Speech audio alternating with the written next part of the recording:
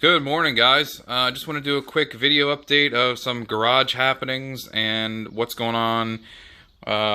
Used to be my welding bench with my Pro Tig 200 from Harbor Freight. Well, as you can see, it's not here. Good thing and bad thing, I guess.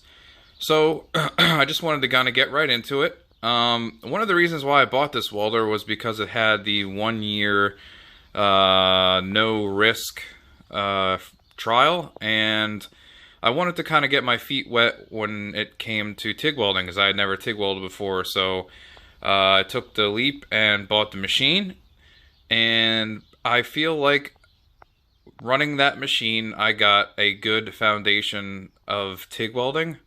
I am no way, shape, or form an expert at TIG welding, but I can tell you that at this point, I feel like I got a really good fundamental core of what needs to happen when I'm trying to stick two pieces of metal together using a TIG machine. So, with that being said, a couple of the reasons why I no longer have the machine.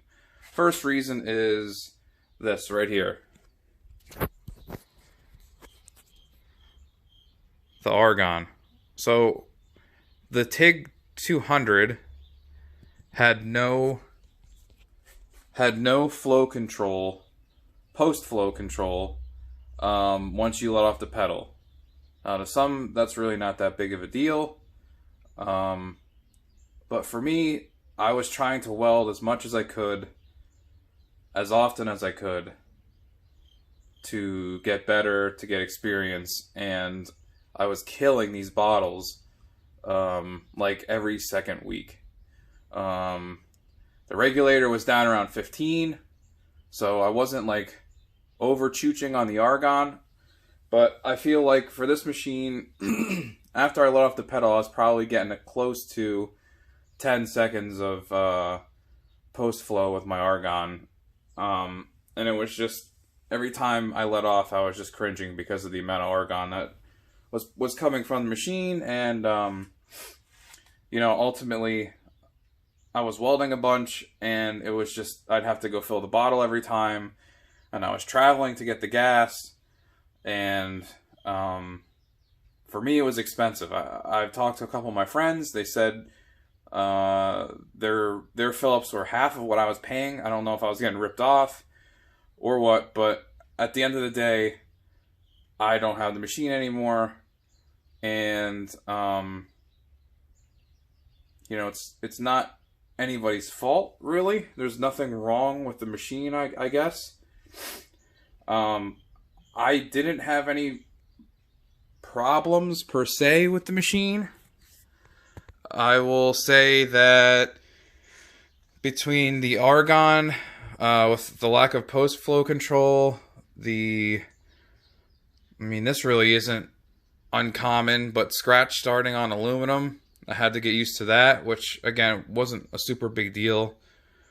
And then, as time went on, I read online that they discontinued the TIG 200 because of some kind of patent infringement or copyright infringement. And to be honest with you guys, from the time I bought my TIG 200 to the time I got rid of it, I hadn't seen any other TIG 200 machines in any of the Harbor Freights that I've gone to.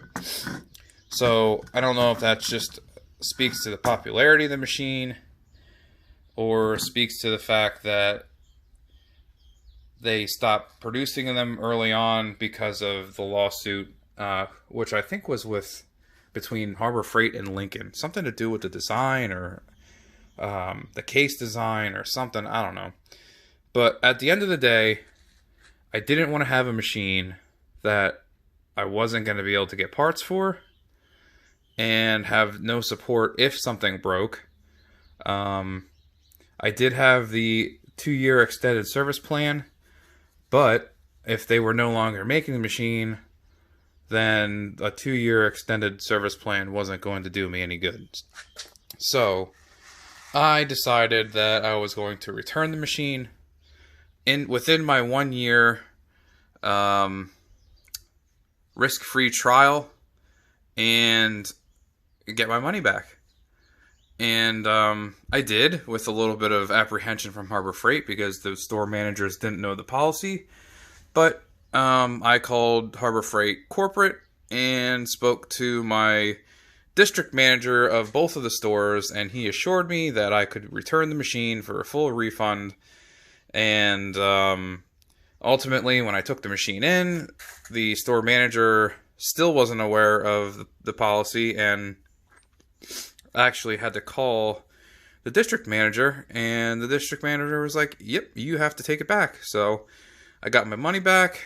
I don't have a machine anymore, but at the same time, I'm going to start looking at other machines to replace this machine with, and we'll go from there. But again, guys, I just wanted to update you on some of the stuff that has been going on here at my garage and why I did it.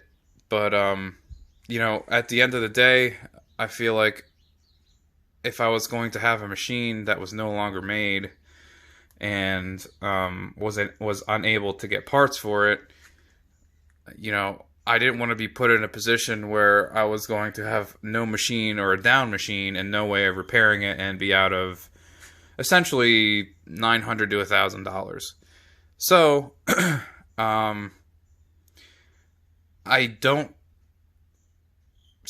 I bought the machine because I thought at the time that if something happened with the machine, I would be able to take the machine back to the store and just swap it out for a new one.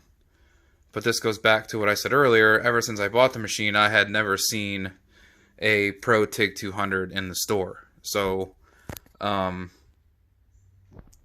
wouldn't have happened. I guess in a perfect world, if they were on the shelves, like stocked at other locations, yeah, that would have been something that could have happened. But I didn't see any available at any stores since I bought mine. So that wasn't going to happen. If the machine broke, I was going to be waiting regardless. So if that's the case,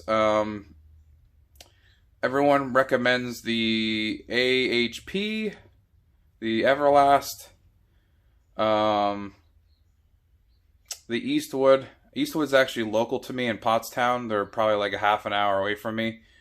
I don't know. I don't know what I'm going to do yet. So I don't plan on making a decision for a while just because it's going to be cold here in the next couple months. And I don't plan on welding in my garage when it's 20 degrees in the garage. So I probably will wait till spring time to kind of revisit that again. But that's kind of what's going on. No more TIG. So I'll have to figure something out until then. I mean, I have some really great friends that are really great welders locally. So if I need something, I can always see if they'd be up for some TIG action. But hopefully now that I don't have a machine, I don't need a TIG every other week. So again, I learned the fundamentals and the basics of sticking metal together with a TIG process with that machine. And I don't want to bash the machine because I had zero issues with it. Mechanically or electronically, if you want to say. It was a good machine. It pretty much did everything I want but regulate gas before and after the arc. So again, if I didn't have a problem with getting gas cheap and I had bigger bottles, I probably really wouldn't have cared. And I might have kept the machine, but that wasn't happening, and I don't have the machine anymore. So that's just an update of what's going on here. I guess now that it's not here, I can clean up my disaster of a work area with all the metal shavings and crap laying all over the place, and go from there. I mean, I made intercooler piping with it. I mean, I did a lot of stuff. So I definitely got some great fundamentals and basics of welding from the machine, and I appreciate that. But at this point, I kind of want something that has a little bit more adjustability, fine-tunability, and so forth. So again, guys, that's what's going on here at the shop. That's why I no longer have my Harbor Freight Pro Tig 200, and we will look forward to what happens in the future with getting another machine. I mean, I'm already wired. I already have pretty much all the startup stuff. I would probably want to get a better regulator and a bigger tank. So between now and then, I'll look at doing that. But as of now, no machine. I'm sure I'll survive. I've survived 30-some years without one. So look forward to an update with a new machine, guys. Thanks. Have a good one.